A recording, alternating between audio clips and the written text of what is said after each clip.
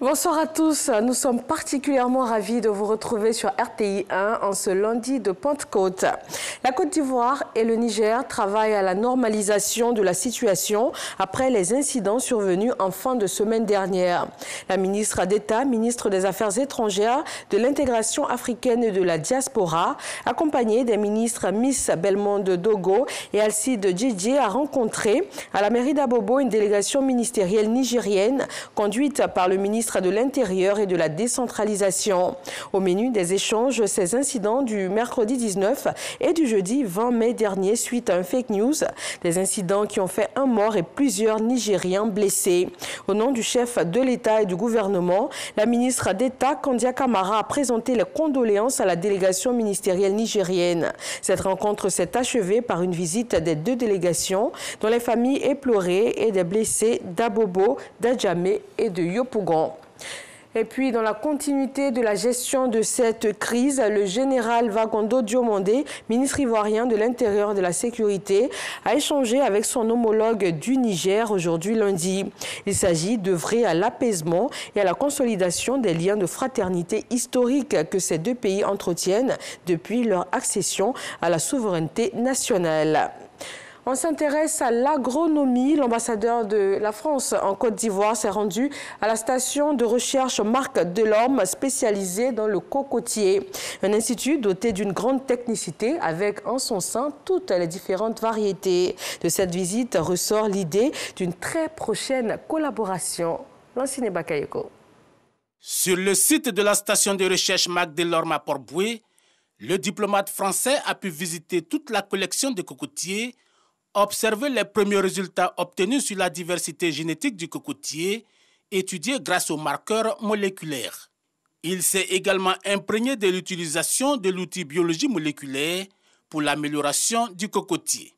Une visite très enrichissante. C'est le seul endroit dans le monde où tout est rassemblé en tant que tel. C'est un endroit unique et exceptionnel. J'ai rencontré des agronomes ivoiriens remarquables.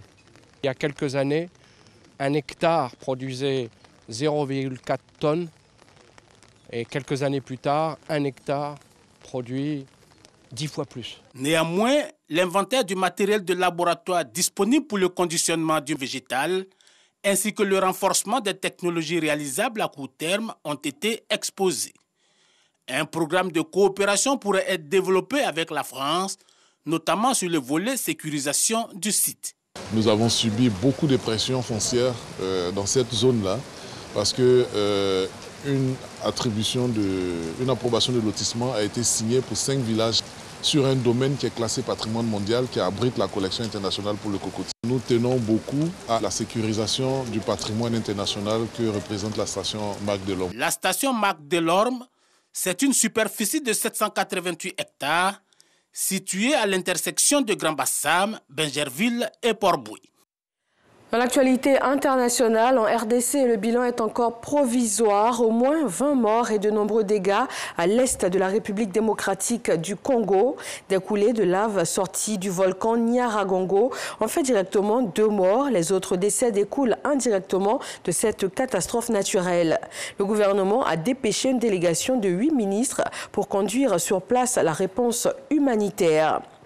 La présidence ukrainienne a ordonné ce lundi l'arrêt des liaisons aériennes directes avec la Biélorussie et le survol du territoire de ce pays en provenance ou à destination de l'Ukraine. Une décision qui intervient au lendemain de l'interception par la Biélorussie d'un avion de ligne. Le ministre irlandais des Affaires étrangères dénonce un acte de piraterie d'État.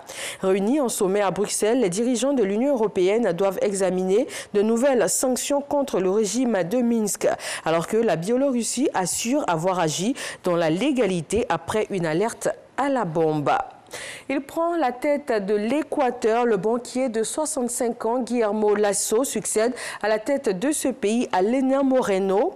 Le nouveau président équatorien hérite d'un pays en proie à une crise économique, sociale et aussi sanitaire, avec 417 000 personnes contaminées et 20 000 morts. Le président Guillermo Lasso a promis durant sa campagne de vacciner 9 millions de personnes en 100 jours. Il est très attendu sur ce dossier, comme dans bien d'autres dans ce pays durement touché. Merci de suivre RTI 1. C'est avec grand plaisir que nous vous retrouverons à 20h pour le journal.